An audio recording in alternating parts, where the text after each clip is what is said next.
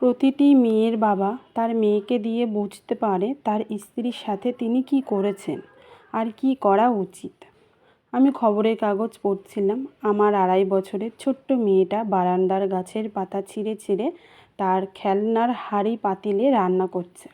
একটু পর ভুরু কুঁচকে আমার কাছে দৌড়ে চলে এসে জিজ্ঞেস করলো, বাবা তা চা খাবে? চা খাওয়ার বদ অভ্যেসটা আমার বেশ পুরানো। আমি ওর খেলনার বাটিতে চুমুক দিয়ে খুব তৃপ্তির সাথে ওর দিকে তাকিয়ে বললাম, খুব ভালো হয়েছে মা। আর 1 কাপ খাবে? আমি বললাম, না মা, বাবা পড়াশুনো করছে। তাহলে নিজে খাও, শক্তি হবে। আমি ওর দিকে তাকালাম। আমাকে নিয়ে এমন চিন্তিত চেহারায় আমার গর্ভধারিণী মায়ের পরে আর কখনো কাউকে দেখেছি বলে মনে পড়ে না। হাত বাড়িয়ে বুকে টেনে নিলাম। ঘাড়ে মাথা দিয়ে চুপ করে শুয়ে আছে।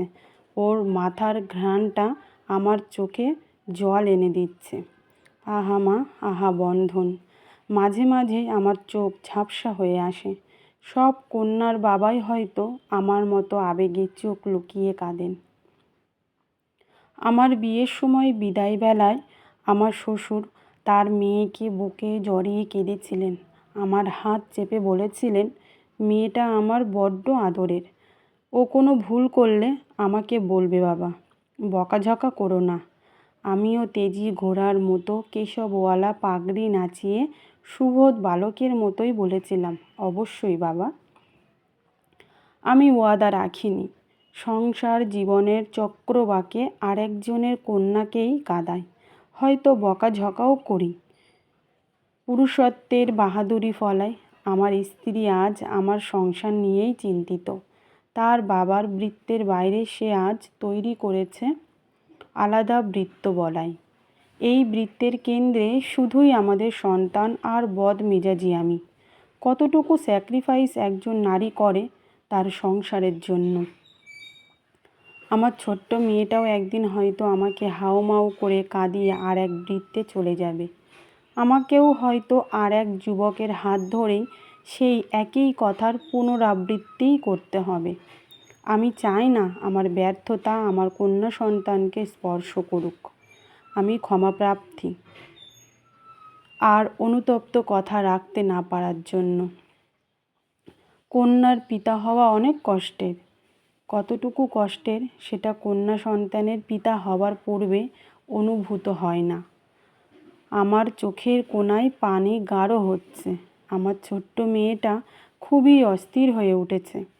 ভুরু কুঁচকে পড়ার চেষ্টা করছে এক অপরাধীর জবানবন্দি। ওর চোখেও জল। কি জানি, মেয়েরাই হয়তো বাবার অনুভূতি পড়তে পারে।